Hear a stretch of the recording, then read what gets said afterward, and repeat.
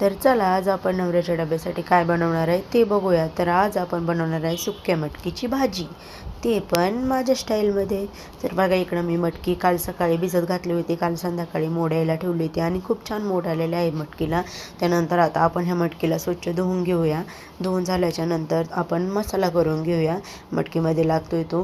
तर इकडं मी घेतलेला आहे लसूण, अद्रक आणि थोडीशी कोथिंबीर घ्यायची आहे आणि हे मिक्सरला बारीक करून घ्यायचं आहे. तोपर्यंत मी कढई ठेवलेली आहे, त्याच्यामध्ये तेल टाकलेलं आहे. तेल थोडं गरम झालं की जिरी मोहरी टाकून द्यायची आहे. तर जिरी मोहरी थोडी तडतडली की आपण कांदा कापून घेतलेला आहे एक बारीक, तो कांदा याच्यामध्ये टाकून द्यायचा आहे.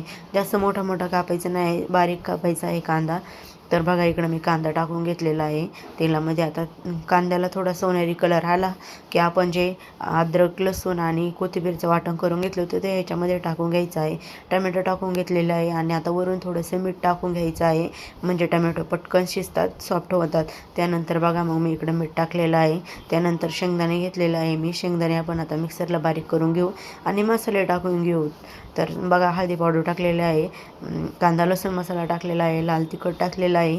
त्याच्यानंतर मग मी इकडं धना पावडर टाकलेला आहे आणि आपल्याकडे मिसळ मसाला आहे, तो मिसळ मसाला टाकायचा आहे. तर बघा थोडासा मिसळ मसाला टाकून घेऊ आपण याच्यामध्ये आणि मग परत एकदा हलवून घेऊ आणि मग मसाल्यांना मस्त तेल सुटेपर्यंत मग एक मिनटं कुक करून घेऊया आणि मग त्यानंतर मग आपण याच्यामध्ये मटकी टाकून घेऊ. तर बघा इकडे हलवून घेतलेलं आहे. आता आपण 1 मिनटं कुक करून घेऊ मसाले याच्यामध्ये.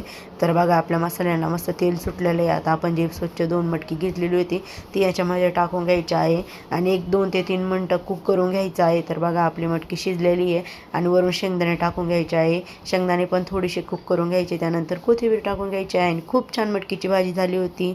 नक्की कमेंट करून सांगा तुम्हाला रेसिपी आवडतात का.